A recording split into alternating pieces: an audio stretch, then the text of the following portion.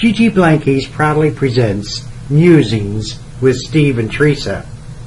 They're here to enlighten, entertain, and inform about issues they think are important.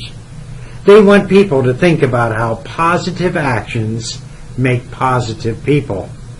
Their show is captured and linked to YouTube. The programs are listed in the archives of both Blog Talk Radio and YouTube video, and you can watch it as well as listen. Now on with the show. Hello everyone, welcome to Blog Talk Radio.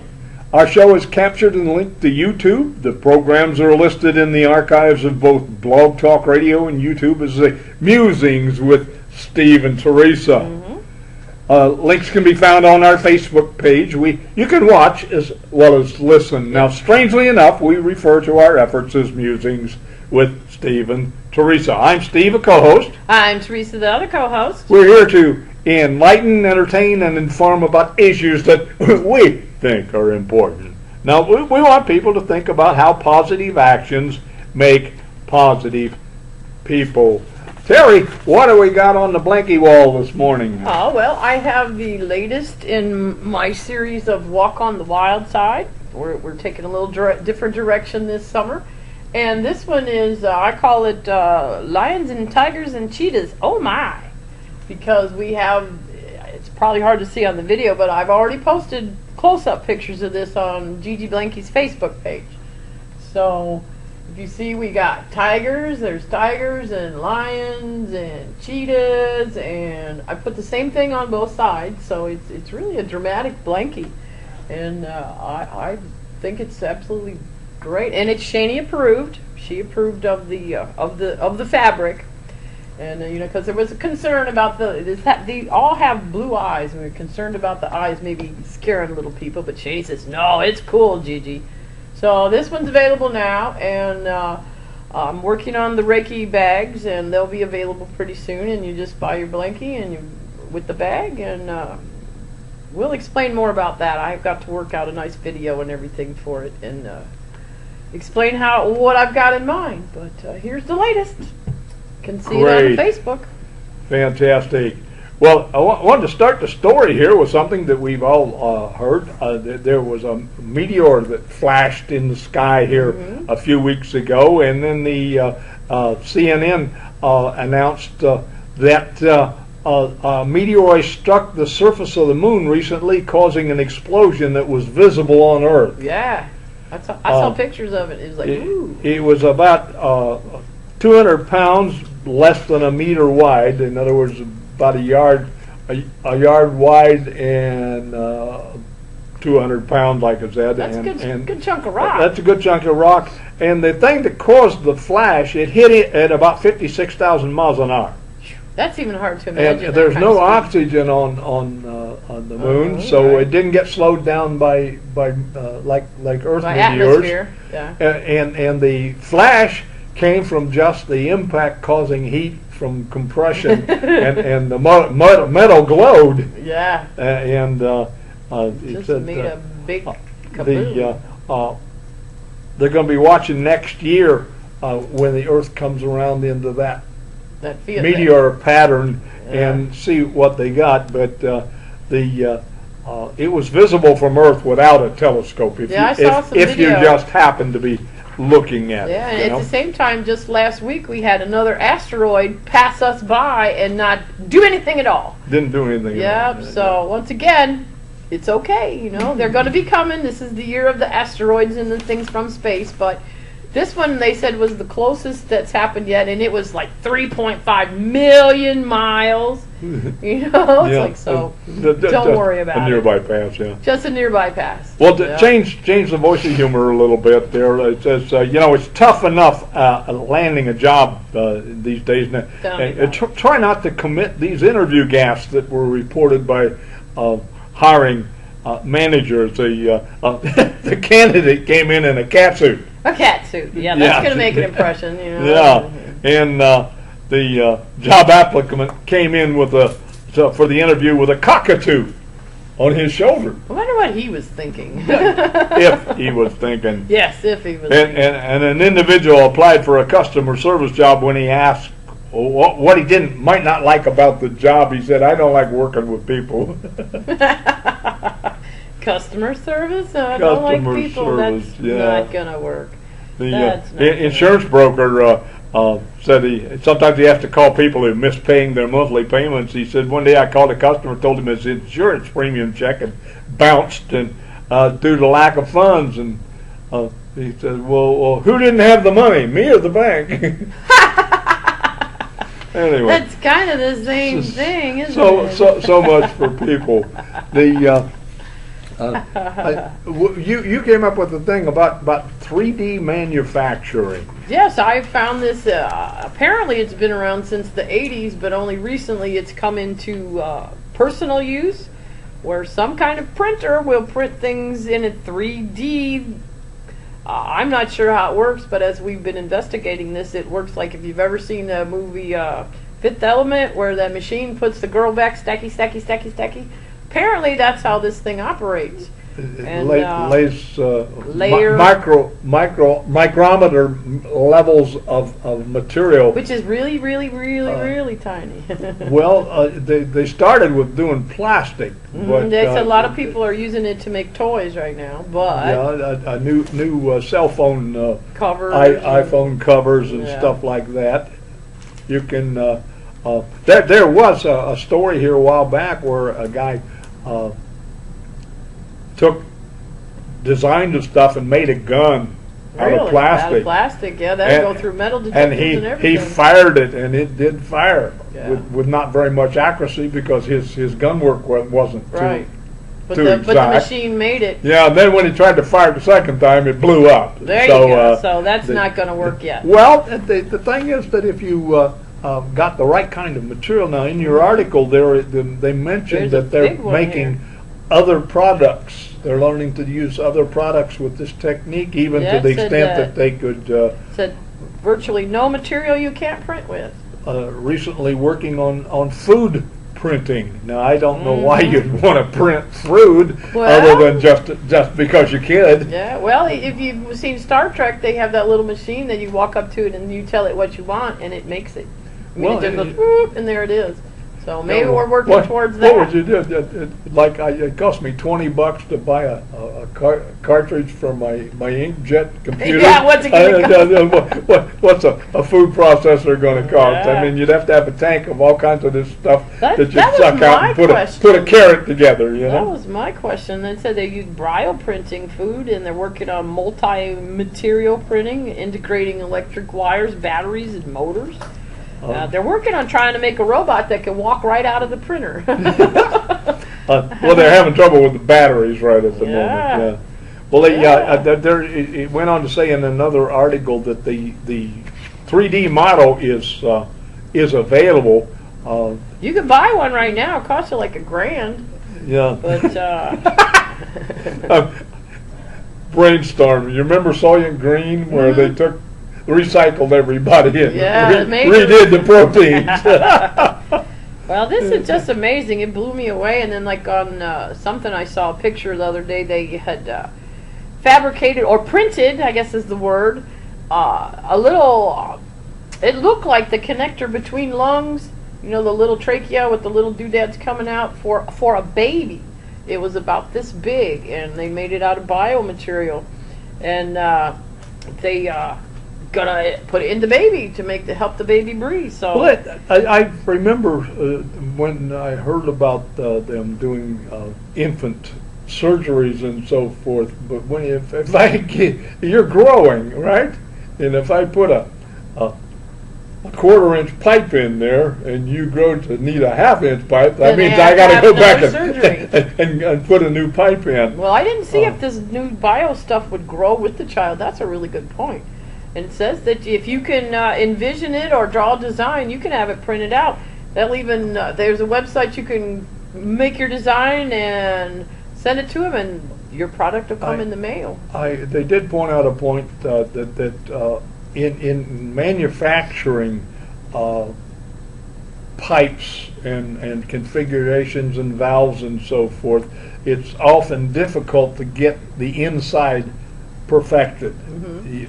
One way is the investment castings, where you make a wax thing in there, and then melt the wax out, and then you got your nice inside. Then you got your hole, but you can't do anything to it after it's done. Right. This would allow you with programming to structure your insides as curved and looped, and all you have to do would be visualize the different layers.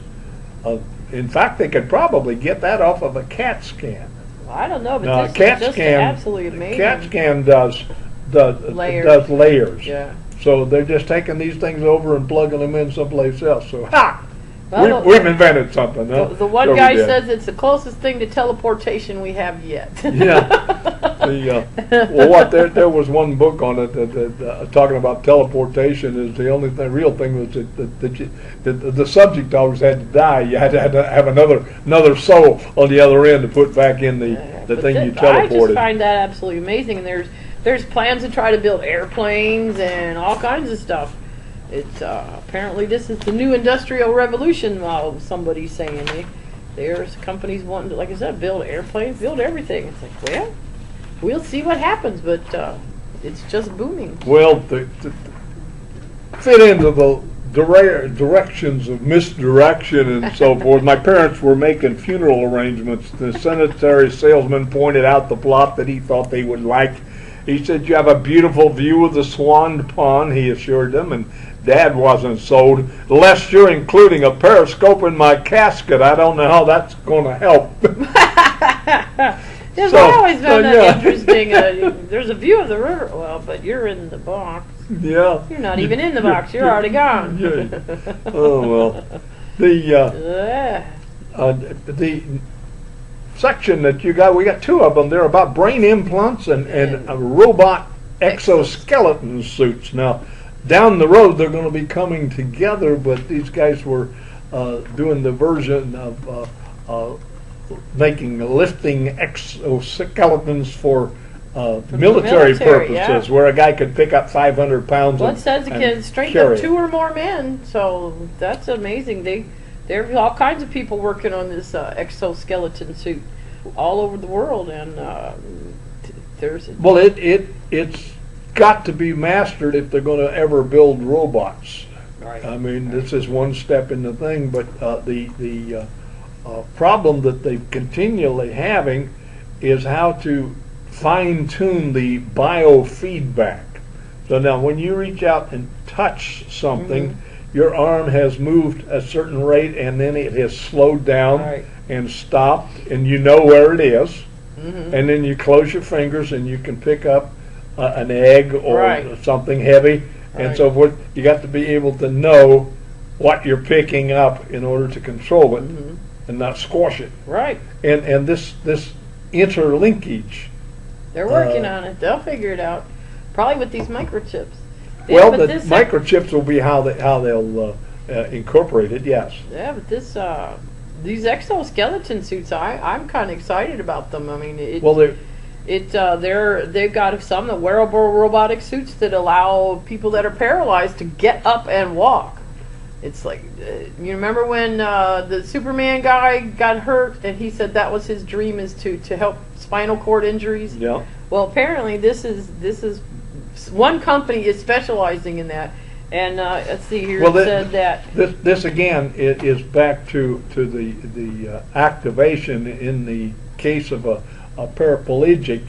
They've severed the connection between their brain and their motor vehicle, and the suit would have to be plugged into their brain some way, either with mind control or electronic influences. In other words, a brain scan type thing. Or they're making it work here. This lady that had was left paralyzed after a horse riding accident from the chest down. She became the first person to complete a marathon in a bionic, of course, exoskeleton just last month or last year. Well, the And, big thing that they've got with it, of course, is the battery pack. Yeah. Getting it. Yeah, they said that's the problem. One of the biggest problems is powering the joints in the suit. Well, energy source in a usable pack. Yeah. The interesting thing I thought while we were reading about this is that we're redesigning the human body. I mean, these guys have already done this, as how to do touchy-feelies and how to see and think and fine-tune and learn from it and so forth. And all these guys are now is trying to find, it's already been done, they just got to find out how they can do it too. Yeah. Yeah, I know so much of, well, one thing that I find now that we're in the 21st century, you know, we both read sci-fi and have read sci-fi like our entire lives, but I find it amazing that physical science is actually starting to catch up with the stuff that we should have had 20 years ago. It's like even the flying car is coming. Well, the thing is the interrelationship between the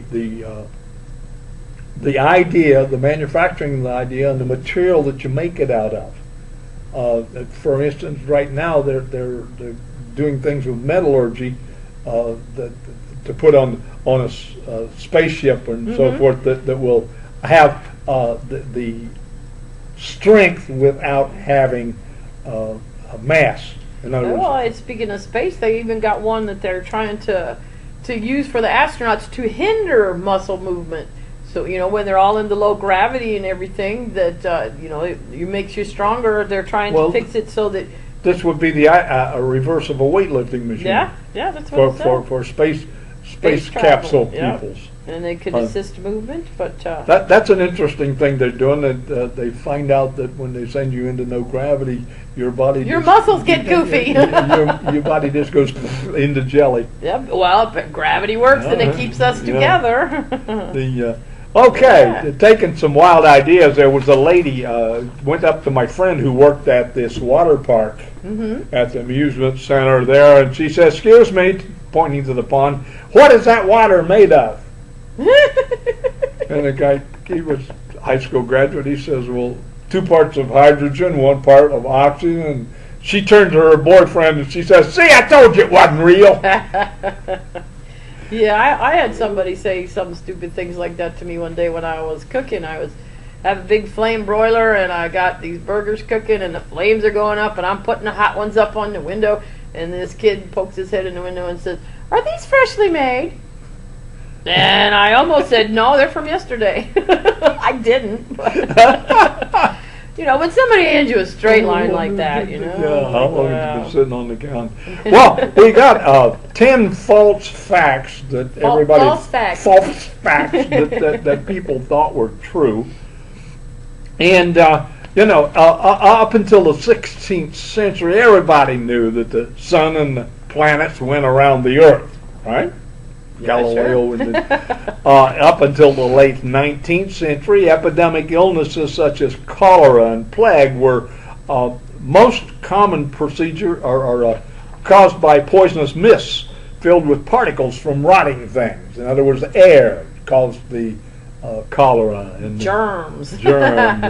That was before they started washing their hands. Up until the early 20th century, most common procedure performed by surgeons for thousands of years was bloodletting. Yeah. Because actually... Let the evil out. It worked. It let the evil out. And I once read an article explaining why like having a blood transfusion will give you an infusion of vigor because the body is trying to replace what it's lost and it over responds type thing. But I always wondered how many people died from the a whole bloodletting. big bunch of them. But if you imagine if you had 3 doctors and each one took a pint. I mean,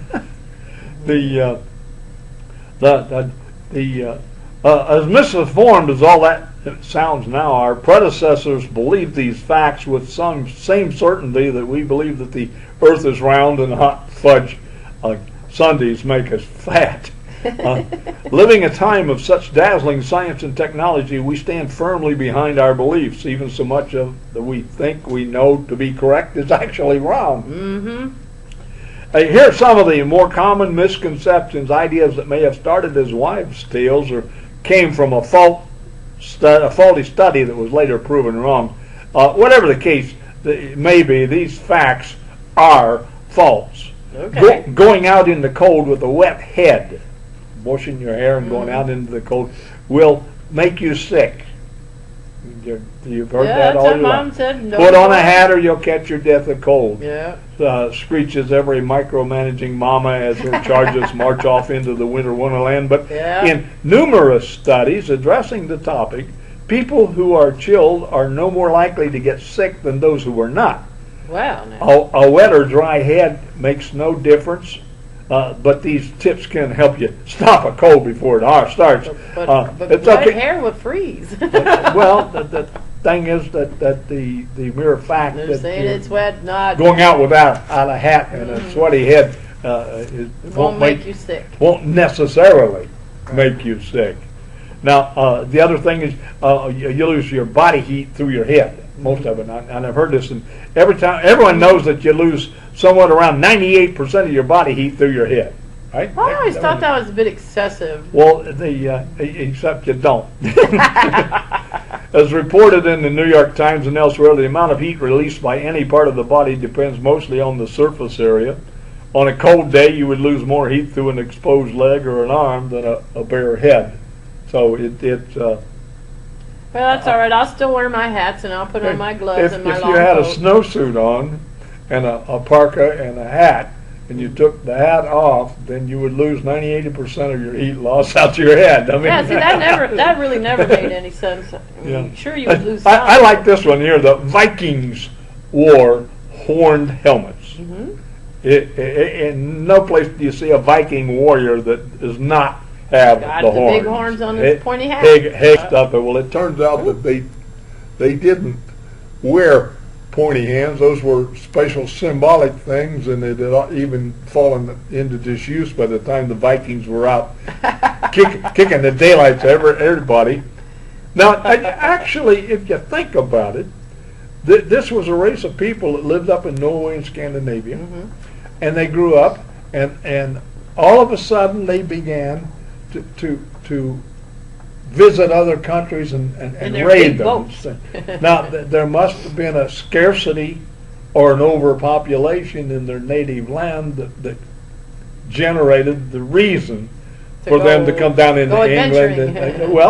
They actually, over a period of a goodly number of years, they conquered a lot of places, and a lot of them settled.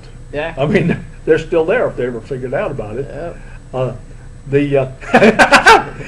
A thought, yes.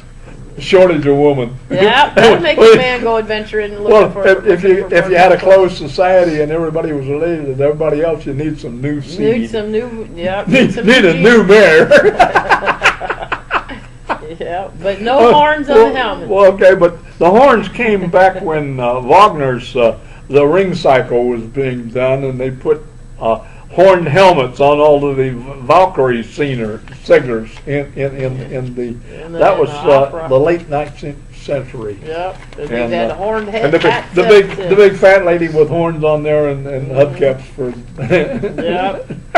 Yeah, but no horns really. No. Sugar makes kids go bonkers.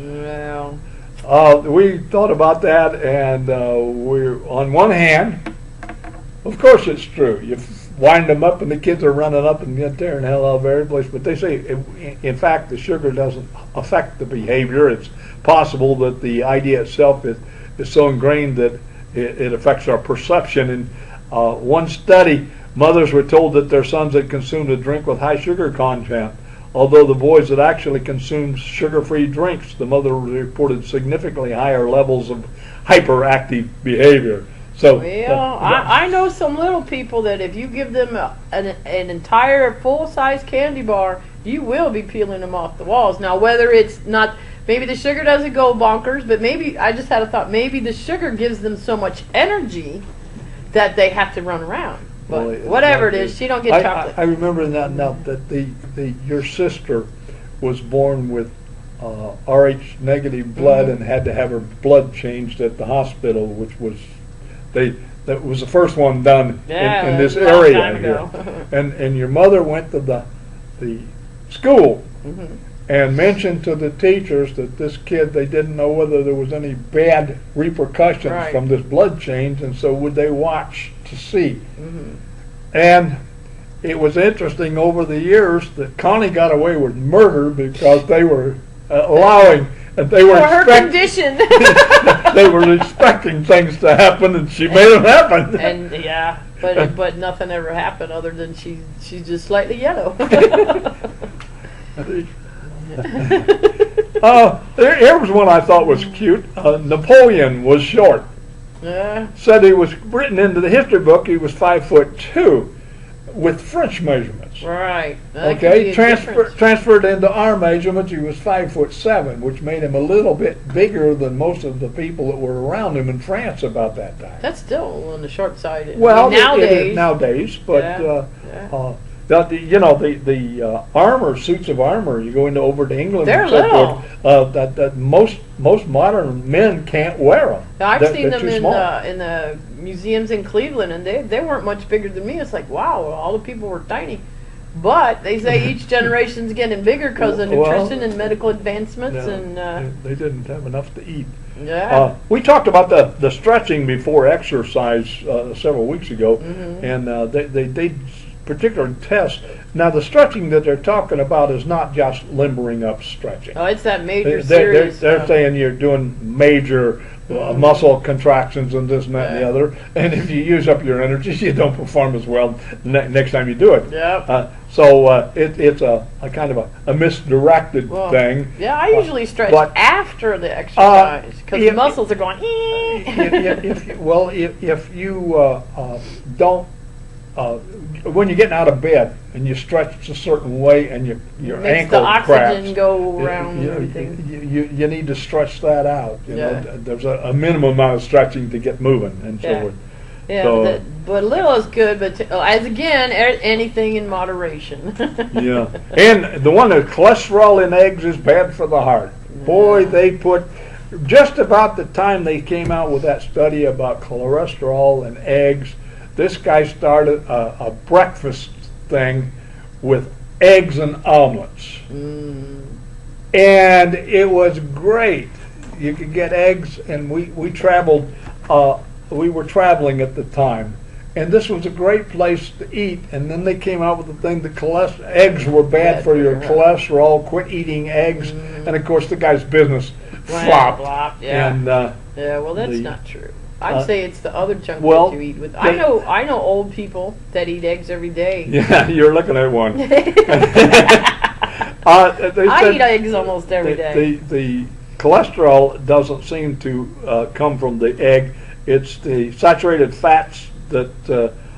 It's the butter you cooked it in. Yeah. So, well, it says eat eggs, don't eat steak. So I mean, Oh, okay. well, steak and eggs I'll buy is that. good. We need another Yeah, we're joke getting, here. Well, I got The, one for you.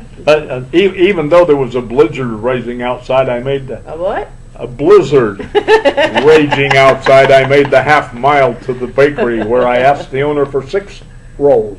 Okay. He said, "Your wife must like rolls." "How do you know these are for my wife?" He says, "Well, your mother wouldn't send you out in a blizzard like this." That's true. Very true. Yeah. Okay, why don't they play poker in the jungle? Why don't they play poker in the jungle? Too many cheetahs. Look, you. Cheetahs. It's hard to try to imagine today's children 40 years from now laying on a psychoanalyst couch trying to remember what they had to do without.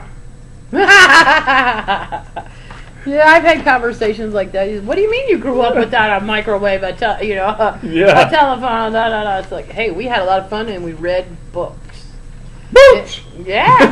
And I want to remind everybody that all the blankies, this new blankie's already posted on the Facebook, and so are the last 2. I've got 3 new ones in the last week and a half, so you can look on the Facebook, order it on the Facebook. This one's a little bigger. I have to put some prices on it, but I sure like it.